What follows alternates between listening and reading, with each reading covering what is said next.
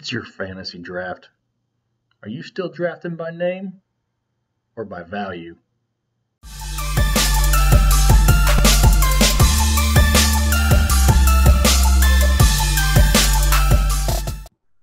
Hey, what's going on, everybody? Jake, Fantasy Headliners, coming at you today. But I'm not coming at you alone. I got a buddy here on the line with me. We got Mr. Mitchell Renz. Today we're going to be talking about a little overrated, underrated players coming up here for this 2018 season. Welcome, Mitchell. I appreciate it. If you want to go ahead and tell everybody where they can find you at, I'll make sure I got everything up here on the screen for them and they can check you out. For sure, man. No, thank you so much for finally getting me on. I know we've been talking through Twitter DMs a little bit here, but I really, really do appreciate it. But you can follow me on Twitter at Mitchell Renz 365. I try to get out a lot of content there. I finally got the opportunity to do this full time now. I work for a company called Chat Sports. You guys can check them out at Chat Sports. We're essentially the ESPN version of Facebook. Then I'm the head writer at Gridiron Experts, writer at Fantasy Pros. I'm kind of known for my NFL blind comparison articles, and I have a PhD in fantasy football, which stands for passion, honesty, and determination, because without those three things, you won't be successful in anything that you do in life. So Absolutely. I said it better myself, man. Well, you got the credentials. So you know what you're talking about. You're not just somebody I picked up off the street and said, hey, come talk to me on YouTube for 30 minutes. You know what I mean? So I appreciate it. I want to kind of get right into it, though. Start with some overrated players. It doesn't have to be by position. If you got anybody you want to share in any order, go ahead and feel free to spit it out. But let's get the discussion going on somebody who you think is going to be overrated coming up. Well, I know you gave me your quarterback, running back, wide receiver, and tight end, so I figured why not follow suit there. The guy that I'm going to go with for overrated is Jameis Winston. So for me, when Jameis was coming out of Florida State, I was a big, I don't believe in Jameis Winston. I don't think he has the accuracy to be able to be successful. And then I kind of bought into it last year. Mike Evans, Godwin, Deshaun Jackson. I was like, oh, O.J. Howard, this guy's got all the weapons. And he couldn't do it. Mm-hmm. And right now he's ranked as quarterback 16, what I'm seeing. Heck, I see him even in Dynasty at 8. I understand the guy's young. But if you watch Jameis Winston, to me, he's not a good NFL quarterback. And I'm going to sit here and I'm going to say it now. He just doesn't do it for me. Sure, at the end of the year, he was putting up decent numbers, but I'm not going to sit here and be confident enough to take Jameis Winston at 16 when I can get guys way later. I can get a Derek Carr at 19. Mm-hmm. I can get a Tyrod Taylor at 24. Sign me up for getting guys like that way later, and I'll pass on Jameis Winston because in real life, he reminds me a lot right now of a guy like Blake Bortles who just gets garbage points, and not many people are going to sit here and tell you that, yeah, I think Blake Bortles is a franchise quarterback. Yeah, no, you don't want to have to count on those garbage points in order to win a weekly matchup. And to me, too, with the interceptions, he's too much Brett Favre without the touchdowns. You know what I mean? Too much Brett Favre without the talent. Yeah, no, exactly. I hear you. That's exactly what he is. And I do agree. He is overrated. He's somebody that you don't want to be stuck with on your team because you kind of have high hopes and you don't get the reward for it most weeks. So, yeah, absolutely. Jameis Winston, definitely overrated in my mind also. I'm going to be a little bit bold because I'm going to go with somebody's favorite. A lot of people love Drew Brees. Not your favorite. I saw your look there. It's not your favorite. But I'm just not on the Drew Brees fantasy bandwagon anymore. I love Drew Brees. Drew Brees has been a great fantasy producer for a very, very, very long time. But to me, I kind of see the Saints' window is closing. They have a perfect opportunity to win right now. But if Drew Brees goes out, that window is closed. I mean, that is their window. They have nothing else. So they got to protect him. And with the addition of Kamara last year in the running game, that's going to be their focus going forward. We're just not going to see the 5,000-yard Drew Brees anymore. But yet I think he's going to get drafted as the 5,000-yard Drew Brees.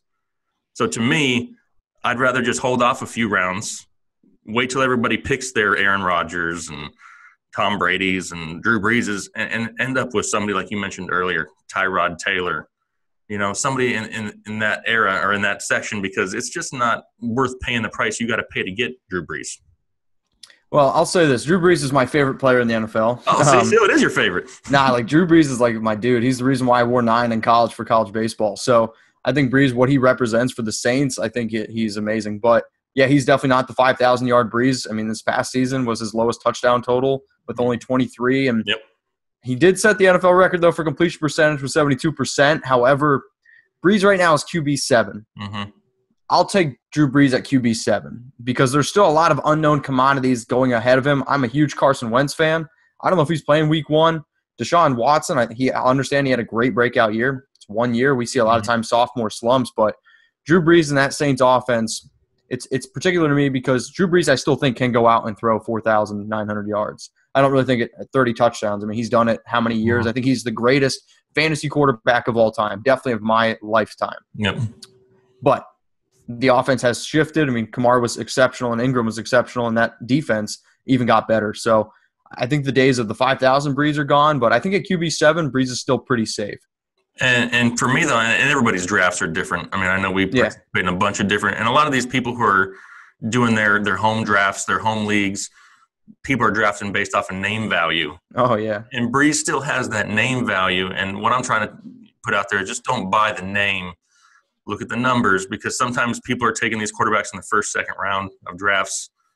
I mean, I know I don't take quarterbacks that early, but, I mean, it happens just based off of people's popularity. And I just don't think Brees is that same quarterback. I do. I love Drew Brees. I love watching him out there. I mean, he's a role model. He's a good dude. But I just don't see in a lot of the normal people's leagues him getting drafted where he is getting drafted. No, I hear you. I think it's interesting you bring up the name, and that's why I do NFL blind comparisons. I mean, it kind of takes the bias out of names, and it's something that I really strongly believe in. So if you like that kind of stuff, definitely check out some of my blind comparison articles. Yep, absolutely. They're all over my Twitter. All right, what do you got for running back? For running back, for overrated? Overrated. My overrated running back. Let me look at my rankings. It is Kenyon Drake. He's right now running back 16, and to me, that's way too high. I've been pounding on the table for the past 3 weeks. Hey, if you got Kenyon Drake, sell high. Kenyon Drake, over the last 5 weeks of last season, was the number one running back in fantasy football. Sure, Todd Gurley sat out the last week, but I know there's a lot of people that you could sell them that stat to, which it's pretty eye-popping. Yep. But for some reason, the Dolphins don't trust running backs, so I think they're truly the best. Like we saw it last year, Damian Williams was getting carries over him. Kenyon Drake's clearly better. When Lamar Miller was there, Lamar Miller wasn't getting carries, and he was clearly better. Now they just signed Frank Gore. Believe it or not, Frank Gore has over 1,200 yards from scrimmage every single year since 2005. It doesn't seem like it. So you can say what you want about Frank Gore, but he's been productive, and he's going to take some stuff away from Drake. And when you bring in guys like Frank Gore and DeMarco Murray, and you're bringing in these veterans, to me, that tells the team, hey, we don't know if you can do it. And I still think Kenyon Drake is more of just a scat back. And, yeah, he may get garbage time receptions because the Dolphins are the worst team in the NFL right now. And I think they really are. I don't know what the heck they're doing. But Kenyon Drake, running back 16, I'm good on that. You guys can have him. Yeah, no thanks, especially with the addition of Frank Gore. I mean, with Damian Williams leaving town, it kind of left Kenyon Drake's buzz, I think, to get a little higher. But as soon as Frank Gore comes into town, Frank Gore is going to get his Frank Gore numbers. That's just going to happen. I mean, it's not going to change anything. The jersey may change for Frank Gore, but the production's still going to be there. Yep. I'm going to go back high on the list, too. I'm going to go with Kareem Hunt. He's currently ranked 6th as a running back, and this is why. I mean, Andy Reid is still the coach of the Chiefs. Andy Reid has hardly ever committed solely to one running back until last year when Kareem Hunt got all those carries. Spencer Ware comes back. Charkandrick West is still in the mix. They have so many options at running back right now that I can see Andy Reid spreading those carries out more to where Hunt doesn't get worn out again by week 8 and just has that steady decline. Not that Kareem Hunt's going to be a bust this year by any means, but to get him at number 6, I think people are basing it off of what he was weeks 1 through 8 last year. And to me, I don't see him repeating that production. I mean, there's going to be some regression there. He couldn't keep up that pace forever, obviously. It's more than anything else Andy Reid to me. He's just – even when Jamal Charles was in his prime, Jamal Charles is getting 10, 12 carries a game. I mean, he just doesn't commit. And I think now that he has Spencer Ware back, Spencer Ware is going to eat into 8 to 10 of those carries a game, and it's going to fall right back into a committee-style offense in Kansas City. No, I like it. I've been asked a bunch, like Alvin Kamara or Kareem Hunt, and I'm going to take the guy in Alvin Kamara because I think their workloads – I still think Kareem Hunt's going to get more work, but like you said, Spencer Ware is a pretty good running back, and Charkandrick West is he's okay, but I mean when you're getting rumored to guys like Damian Williams now signed there, Thomas Rawls has been rumored there this offseason. There's certain players who I'm just seeing going there, and it's because Andy Reid's going to use more of a committee because Kareem Hunt got worn down last year. It's a long season, and he got beat up, and you can just look at the numbers. I think his first 3 weeks alone, it's like 40% of his fantasy football production. So, he led the NFL in rushing as a rookie, which is impressive, but sophomore slump for rookie running backs is a real thing. And when you go back and you look at just history, like Doug Martin's second year, and you look at Todd Gurley's second year, and Jordan Howard didn't have that much of a slump off, but there's a bit of a decline. NFL defenses and coaches, they get that full year of tape on you, then they can figure out what you do well, and they're going to take that away. So. Yep, and that's exactly what Kareem Hunt's going to have happen to him this year. I'm not going to be anywhere near the Kareem Hunt bandwagon this year, but somebody's going to overpay for him based off last year. Somebody will, for sure. Absolutely. All right, what about wide receiver? What about overrated wide receivers? So what I have written down, I may switch up on you a little bit, and I might give you two of them because I was on a podcast last night, and we were talking about a certain player, and we're talking about the Browns wide receivers. Josh Gordon right now is 18, and Jarvis Landry is 17. Jarvis Landry, his first 4 years in the NFL, has 400 catches. It's the most by any wide receiver in his first 4 years. So that production alone is like, okay, we're going to get Jarvis Landry. The Browns look like they're doing the right things. Maybe this is going to be, this is going to turn out to something. Tyrod Taylor is the quarterback, and I do love Tyrod Taylor from a fantasy standpoint. You may even hear him later on this show. Mm-hmm. But Tyrod Taylor in his entire career, there's only one wide receiver who has over 60 receptions in a single season, and that's Sammy Watkins. So now that I said that, he's also has only one wide receiver who he's ever had with over he's got Sammy that year had 1,000 yards. The next closest guy was at 600. That was Robert Woods. I think Josh Gordon and Jarvis Landry are better than Sammy Watkins and Robert Woods. However, Tyrod's never been a guy who really produces elite fantasy wide receivers because he runs and he's just not that kind of guy. Mm-hmm. I think Josh Gordon fits better with the kind of quarterback that Tyrod is because he can throw the deep ball, which makes me interested in it. But also, I don't know if I can rely on a guy like Jarvis Landry. I mean, I'll ask you, do you think over or under 80 catches for Jarvis Landry this year? I mean, I got to go the under. I just don't see them dedicating to one wide receiver like that. It's going to be split. Tyrod's not going to throw the ball, 600, 700, 800 times. It's not going to happen. It's just, I think a lot of people see the pass production from Jarvis Landry and Josh Gordon, and Tyrod can't sustain both of them. Yeah, I think it's a great football move. I think adding a guy like Landry and Josh Gordon, great football move. And even like a guy like Tyrod, he's going to add a lot to that running game for a guy like Carlos Hyde. And he's going to run. I mean, Tyrod's going to get his 400 yards rushing. Mm-hmm. That's not going to relate into fantasy points with a guy like Landry. Believe me, I don't think Ryan Tannehill's good. Jay Cutler, Matt Moore, don't think they're talented. Yeah. But Miami threw the ball way more than what the Browns and Tyrod Taylor will. So one of those two wide receivers, if not both, will be a bust. And at wide receiver 17 and 18 for Jarvis and Josh Gordon, you guys can have them. Yeah, and especially with the addition of Carlos Hyde in the running game, all the rumors of who they're going to be drafting that nobody has any idea. I mean, they're going to commit a little bit to that run in Cleveland too. So that takes away all the opportunities for the wide receivers there also. I'm going to go with Allen Robinson as my overrated. Right now he's ranked 21, which is a little late, but to me, Allen Robinson coming off the injury, off the torn ACL, he's got no chemistry with Mitch Trubisky. Mitch Trubisky last year barely – Mitchell Trubisky. You guys have that we got that. Yeah. You guys are like brothers, right? He just doesn't have that, 30, 40 attempts a game to sustain an Allen Robinson. Allen Robinson is not somebody who's going to go out and catch you 100 balls. He's going to be somebody that relies on some deep passes, some long touchdowns, and the offense that they're building in Chicago, especially once the weather turns cold and all those bad weather games, they're not going to be able to throw the ball as much as they need to produce big numbers from Allen Robinson. I still like Cameron Meredith. And what's going on exactly with Cameron Meredith hasn't been figured out yet. As of right now, he's a Bear. But, with the additions of Trey Burton, that's big. That's just other people to take away targets. Jordan Howard's still going to get his. Being the small guy from North Carolina, Tariq Cohen, I'd like to see Tariq Cohen get a little bit more. I think he could produce not anywhere near Alvin Kamara numbers, but he could play that type of role for the Bears. He can go out there and catch 40, 50 passes and be productive. Until Mitch Trubisky, though, proves that he's a quarterback that can stay in the pocket and deliver the ball, I'm just not going to buy any of those receivers yet. He didn't get the opportunity to show me last year, and until he shows me this year, I'm not going to go out there and spend anything high on any of his wideouts. I get that. I mean, Mitchell, when he was coming out of North Carolina, he really only had that one solid year at North Carolina. So I was kind of like on the fence about him. And he started the season out pretty slow when he finally got the start in Chicago. But I thought he started to blossom a little bit, down in the end of that season. But like you said, Trey Burton's there. I'm a big fan of Adam Shaheen out of Ashland, D2 guy they drafted in the second round. Love Trey Burton. I don't know if he's quite as good as a guy like Travis Kelce, but I think he possesses like the similar skill set in the sense that he's not a true tight end. He's more of a receiver than he is a tight end.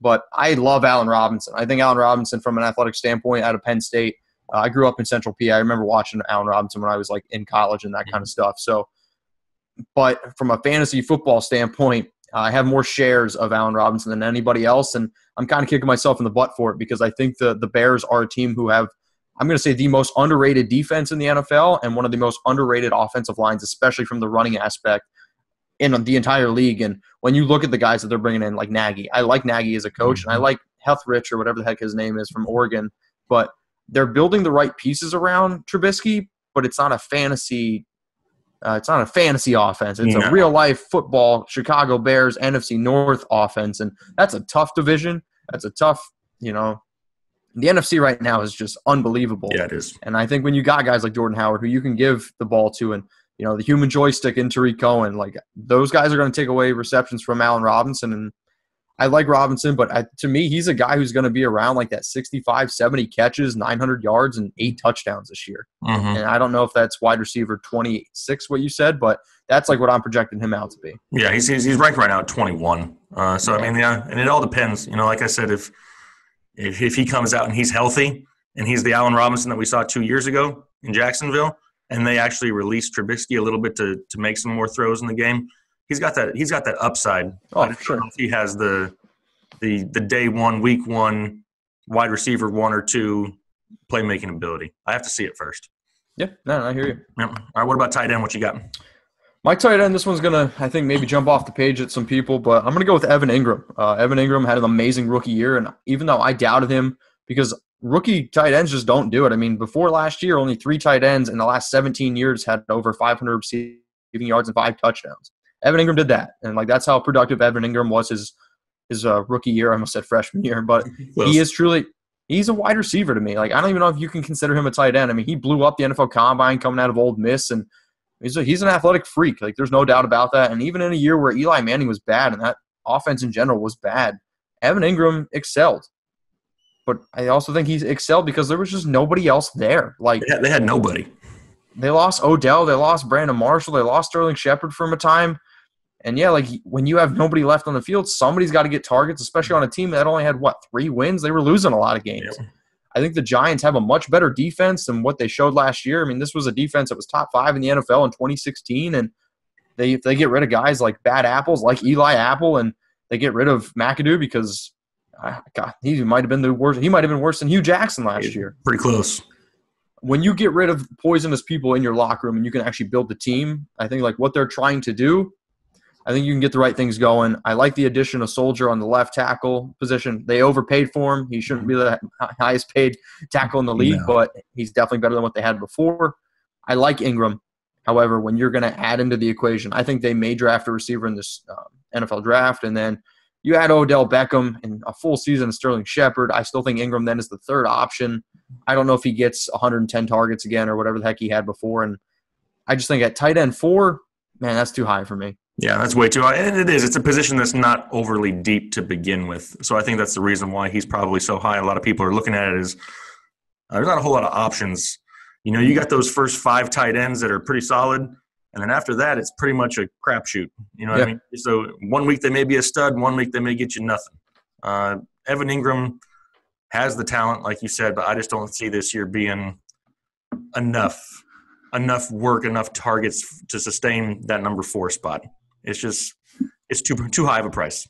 Cool. I'm going to go with Jimmy Graham, even though he's going to Green Bay. He's ranked 8th. I mean, I know everybody reads all the articles on how Aaron Rodgers can't sustain a top tight end. He's only done it once in his career out of 10 seasons. To me, Jimmy Graham is going to fall into a strictly red zone type of option. He's not the stretch the field type of guy that he used to be. He's not the quick cross the middle slant route, break an 80-yard touchdown like he was earlier in his career with Drew Brees. He's just going to be somebody who's on the back end of his career that's going to replace the red zone touches that Jordy Nelson had now that he's gone. I do think he gets a slight bump now that Jordy is gone because Jordy was Rodgers' top target in the red zone. If they got down there, it was Jordy or Cobb. One of the two was going to get the touchdown. You knew it, but you couldn't stop it. And if they can figure out a way to do that with Jimmy Graham, He'll be productive, but I don't think the yardage is going to be there. It's going to be strictly tight. It's going to be strictly touchdowns. And to me, if I'm relying on somebody as a tight end position, I don't want to rely solely on touchdowns.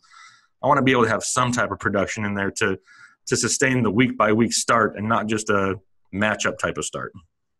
No, I get that. I mean, I definitely think tight end is a position where touchdowns we do rely on, but I agree with you. I'm going to look at targets. I'm going to look at receptions and yards way before I look at touchdowns because they can fluctuate.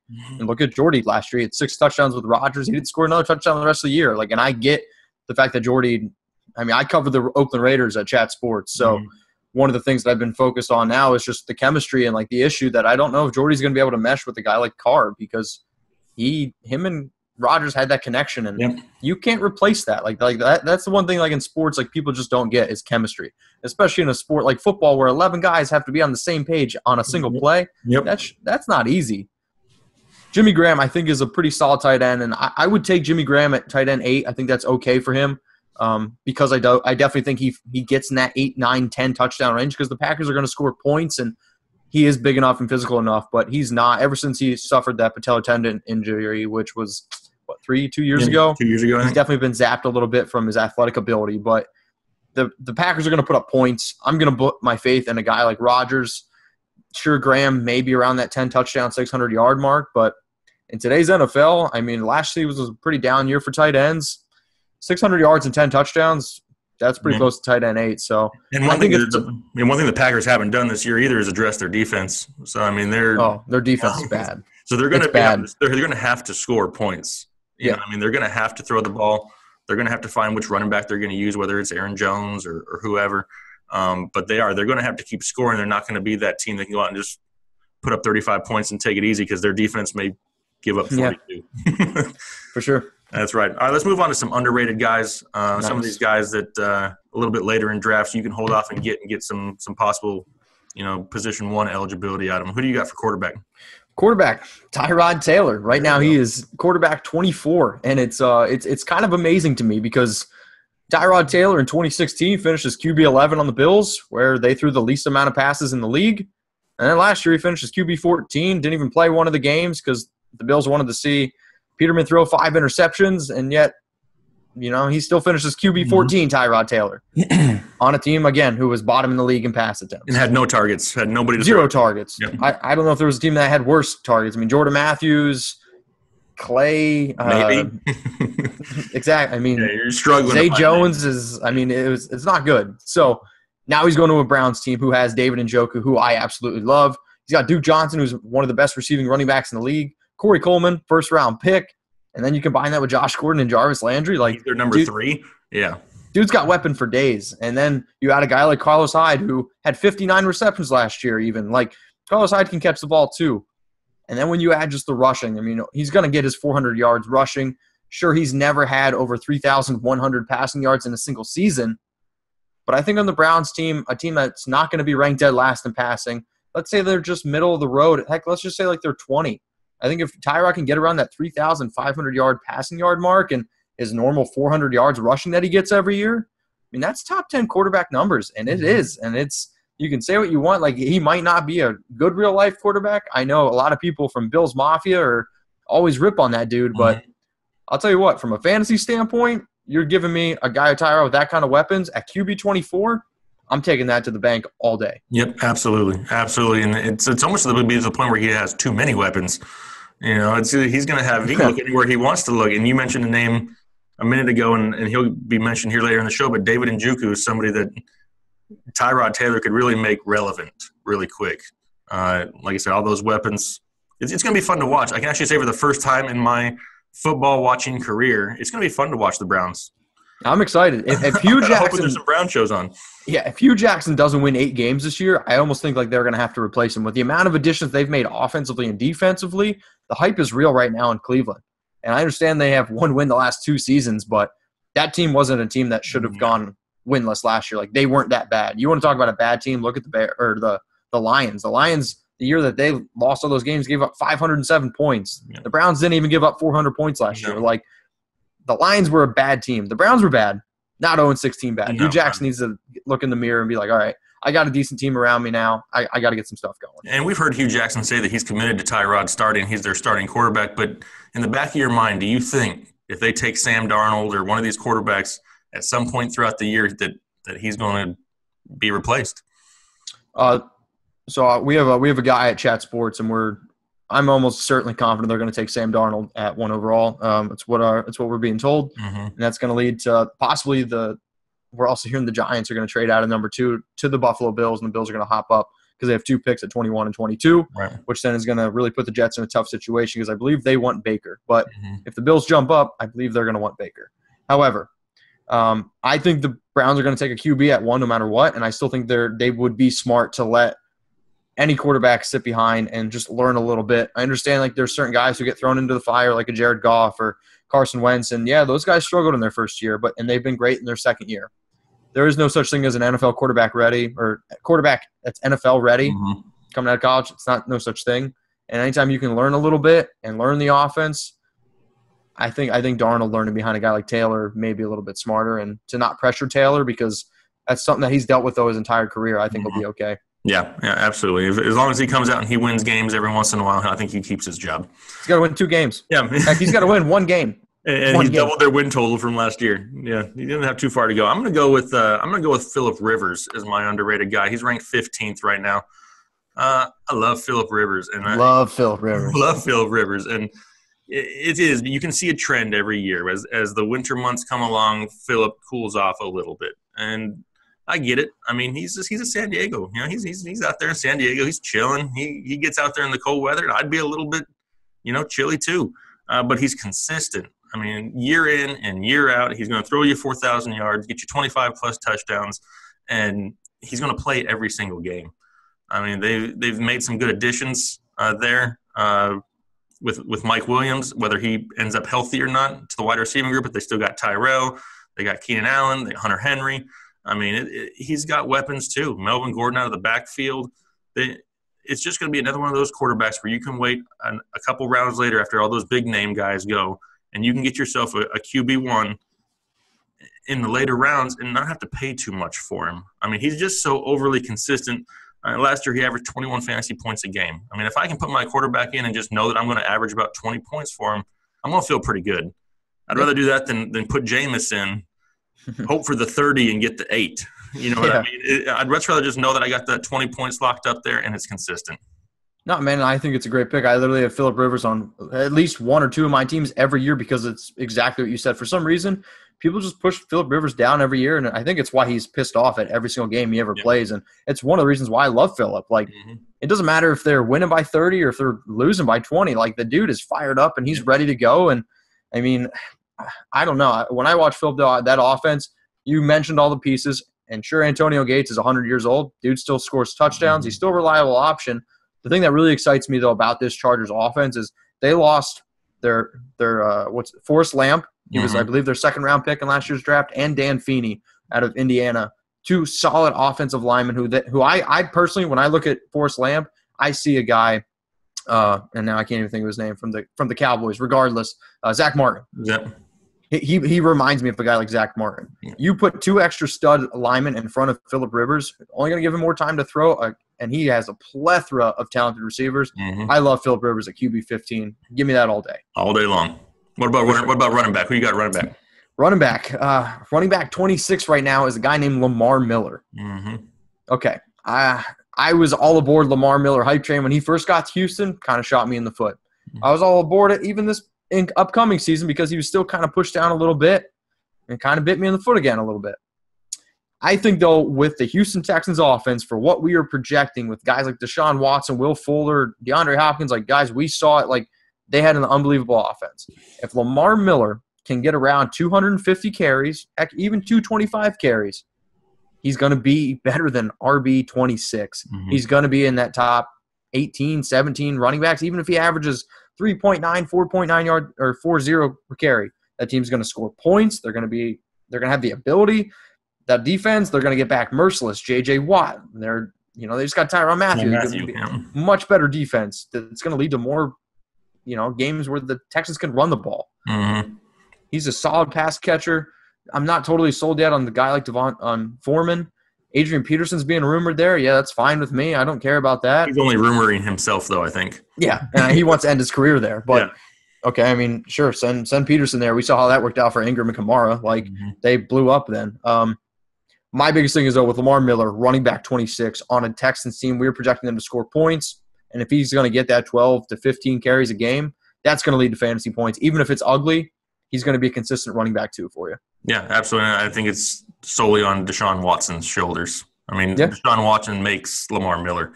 I mean, because now defenses can't just grab the box. They can't leave him in it because Watson can beat you. He can scramble. He can throw the ball. He can do whatever he needs to do. You can't just sit there and take away the run from him. Yep. So, yeah, absolutely. I'm going to go with number 22. I'm going to go Jerick McKinnon. I like Jerick McKinnon this year in San Francisco. Kyle Shanahan has come out and said, hey, this is somebody I scouted out of college. It's somebody that I wanted back then. He finally gets him now. He's replacing Carlos Hyde. There's not a whole lot of competition in that backfield. There's competition, but nobody to take away a number one spot. It's all the temporary role work behind him. I mean, you just mentioned earlier that Carlos Hyde had 59 catches last year in that offense. What could Jerick McKinnon do? That's his strong suit. I mean, he's not a very big guy. He's not going to be able to run between the tackles all season long. But put it in an offense with Kyle Shanahan, I kind of compare him. I can't compare him to Devontae Freeman, but he can have that type of role in that offense. And to me, somebody that's ranked 22nd with all that upside, especially in PPR leagues, he could totally week in and week out carry your fantasy football team. So I think it's interesting because I'm almost willing to bet by August, Jerick McKinnon in PPR leagues may be a top 10 running back off the board. I'm going to say that, and it's going to go quickly because when you pay a guy 4 years, $30 million, fourth highest paid running back in the NFL, they're going to use him. Mm-hmm. And I love the fact that you brought up Devonta Freeman because when you're looking at McKinnon, you're going to look at the glass half full and half empty. If I'm looking at half full, I'm going to say, okay, Shanahan took a guy like Freeman who in his first year without Shanahan was really bad between the tackles, like PF rating, like one of the worst running backs in the league. Mm-hmm. Turned him now into what we know as Devonta Freeman, who's actually pretty freaking good. Mm-hmm. And we saw this past year. He struggled without a guy like Shanahan. Shanahan gets the best production out of his running backs. McKinnon then, though, is like, the 3.4, 3.8 yards per carry. Maybe we can translate that into a guy like Freeman. Glass half empty, which is an article that I kind of wrote recently on McKinnon, is the fact that, sure, Carlos Hyde had 59 receptions. In the last 5 games, though, he only had 10 receptions from Garoppolo. Maybe Garoppolo doesn't check it down a lot. He didn't even check it down a lot when he was in New England. So maybe there's that. And then also, the yards per carry do kind of scare me, and for a smaller back, and I'm not a believer in Matt Breida, but I don't know from a size standpoint if Matt Breida and McKinnon are that much different.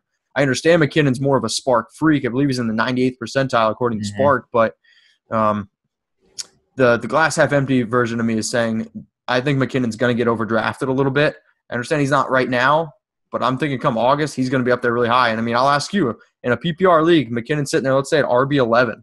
How do you feel about that? I mean, to me, it's still a little early because I haven't even seen him play, and I haven't seen what he's going to be doing out there in that offense yet, and I'm not going to make any assumptions to what I think is going to happen. Yeah. Pierre Garçon comes back this season. Jimmy Garoppolo is there to throw the football. I mean, that's his – He is a quarterback. He is a quarterback. I was kind of disappointed so far that they haven't gotten another piece into their wide receiving core. I mean, I'll talk about somebody else here in a second in their wide receivers, but – I did think in the offseason they were going to go after one of the big names, which would have hurt the running game a little bit. But being that they didn't, to me, it just says that they're dedicated to him. You already mentioned the money that he's going to be making. I can't imagine them not giving him the opportunity the first couple weeks, but until I actually see it, and maybe we'll have to wait till the second and third week of preseason to see how they're actually kind of involving him. But if he's getting the touches, I'm going to buy Jerick McKinnon. I don't know if I'm going to buy him at 11. Okay. But he's going to be somewhere in that 15 to 18 range for me. Okay, cool. What about wide receivers? Wide receiver. This one, literally, when I wrote this down, I don't even know if he got traded yet. Mike Wallace, I don't think he got traded when you wrote it down. I think you hit this one a little bit ahead of time. Well, because I literally tweeted out like, hey, if there's any NFL teams out there looking for a veteran receiver, go get Mike Wallace. And then I'm not kidding you, it was like an hour later the Eagles trade for him. So I was like, I don't know if the Eagles are following me on Twitter or what's going on, but it was pretty funny. But Mike Wallace right now is wide receiver 60. And I understand Mike Wallace doesn't have the sexy name, and he's coming off a year where, he wasn't very productive, 700 receiving yards and 4 touchdowns. Sure, not great. But if you just need a reliable dude a reliable guy. I mean, he's missed 2 games in his entire 9-year career. That's amazing. Like, from a wide receiver standpoint, that's amazing. Then you look at just the yards. He's had over 740 yards in 8 of the last 9 years. Okay, so now you're talking, I'm going to get a guy who's at least going to have 740 yards. Now you're going to pair that with an Eagles offense who was one of the most productive offenses in the NFL last year with Carson Wentz. From a touchdown standpoint, Carson Wentz in his first few games was actually pretty close to Peyton Manning's 55 touchdown season. And what I mean by that is attempts to touchdowns. It was strikingly similar. Like, he was throwing a touchdown every 12 attempts, which is basically what Peyton Manning did his 55 touchdown season. Obviously, Wentz wasn't going to get 55 touchdowns because he wasn't throwing as much, but that's how productive he was. They had Zach Ertz had over 8 touchdowns, Alshon Jeffrey had over 8 touchdowns, and Aguilar over 8 touchdowns. Mike Wallace, if you're telling me right now he could be around that 740-yard mark, he's going to play 16 games in an elite offense like the Eagles, who he may be able to get around that 8 touchdowns. That is way, way better than wide receiver 60. Yeah, absolutely. And when you wrote it down, and I got your message from it, and he hadn't been traded yet, I'm like, I don't know. I mean, in Baltimore, I thought that last year, and then all of a sudden he gets traded, and like you said, it totally changes. I mean, being a piece in that offense is something you want to own. I mean, but it can happen from anywhere. And the only thing that scares me about the Eagles is that there's just so many options.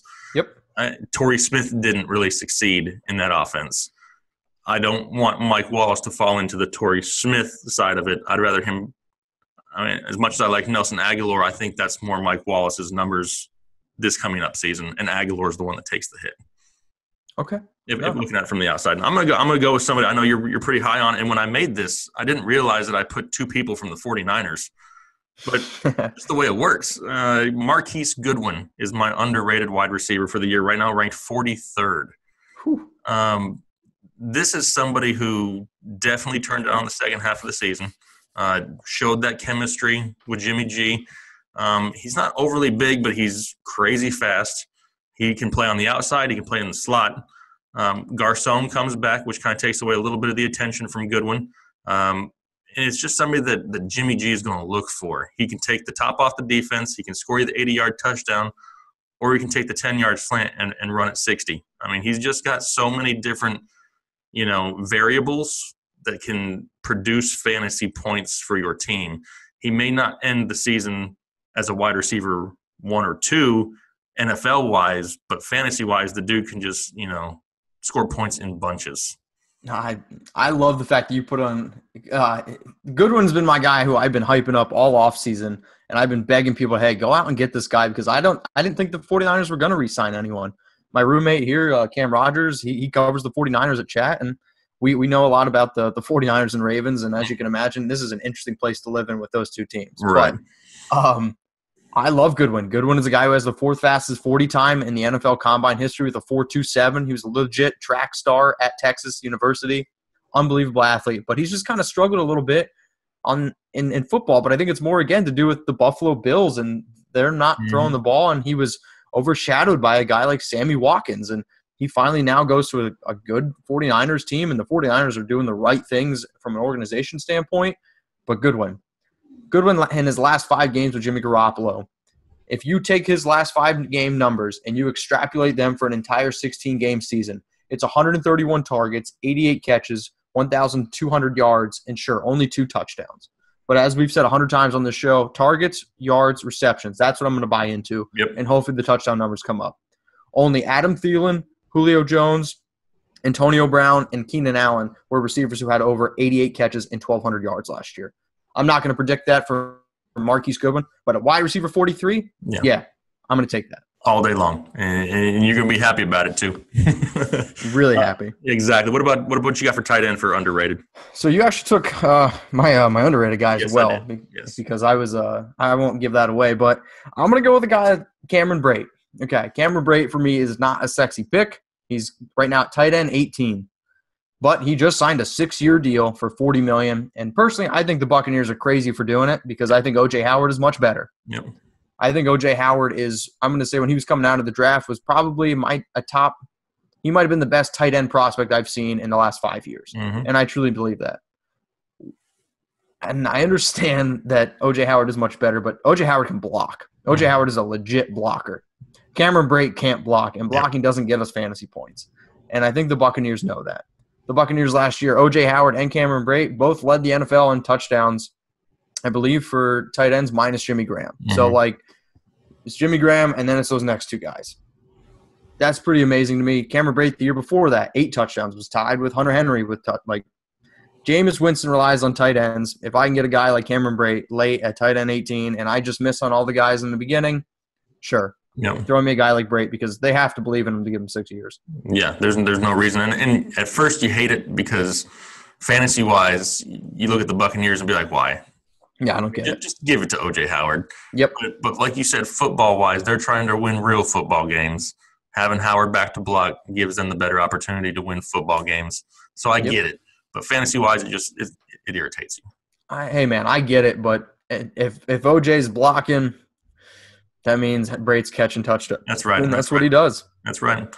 So you mentioned that I took your guy, and it wasn't on purpose. But it's all good, man. It's somebody we mentioned earlier, and it's David Njoku of the Cleveland Indians. Cleveland Indians. Not Indians. The Browns. Right now, he's ranked 14th, and I get why he's ranked so low. He didn't have a good season last year, but he showed flashes of what he was capable of doing. A lot of these targets he was getting, Deshaun Kaiser was throwing him 8 yards over his head. It counts as a target that he wasn't getting or that he didn't catch, but there's no way he could have done anything with it. Tyrod Taylor, look what he did with Charles Clay. He relied a lot on Charles Clay. David Njoku is a more athletic, bigger-bodied red zone target than Charles Clay is. If he can get on the same page as Njoku, Tyrod Taylor I'm talking about, David Njoku has that size, athleticism. He is Jimmy Graham with the Saints. That type of athleticism. That's the same type of tight end that he could be given the right situation. And if Tyrod locks onto him like he has in the past with tight ends, I think David Njoku could have a huge, huge year with the Browns. I love it. I had Charles Clay last year in the Scott Fishbowl. I've had Charles Clay for a while because Tyrod relies on the tight end, relies on that intermediate route a lot of times when he's in trouble. You basically hit on all the things I'm going to say. Yeah, the Browns are going to spread the ball out, but there's no reason to me a guy who is an absolute athletic freak like Josh Gordon gets a lot of hype for being athletic. David Njoku may be a better athlete than a guy like Josh Gordon just from a size-speed combination. So I love the pick at tight end 14. I think he has an unbelievable upside. Yeah, absolutely. Absolutely. Well, that's all the guys we got here for our underrated, overrated. I really appreciate you taking the time again. Like always, though, if we got viewers watching the show, if you have somebody you want to know about, hit us up below. I'll be more than happy to help answer some questions. Make sure you're following us both on Twitter. Handles there on the page. Really appreciate you getting there, Mitchell, taking the time to talk to us. And we look forward to having a good season here coming up. Yeah, man, for sure. Thank you so much for letting me join. And anytime you want me on again, for sure, please give me a follow on Twitter at Mitchell Renz 365. And I'm lucky enough to work for that company back there, Chat Sports. You guys can follow them on YouTube. We just started a YouTube channel. Follow us on Instagram, Twitter, Facebook, anywhere you can imagine at Chat Sports. And it would definitely I would definitely appreciate it. Gridiron experts, fantasy pros. And we also, if you want to check out some T-shirts, I'm wearing mine right now. There it is. You see it right there. PPR, points per reception, fantasyfootballtshirt.com. Awesome. Well, I appreciate it. You guys have a good rest of your week. Good talking to you, and we'll talk to you guys later. Thanks. Bye.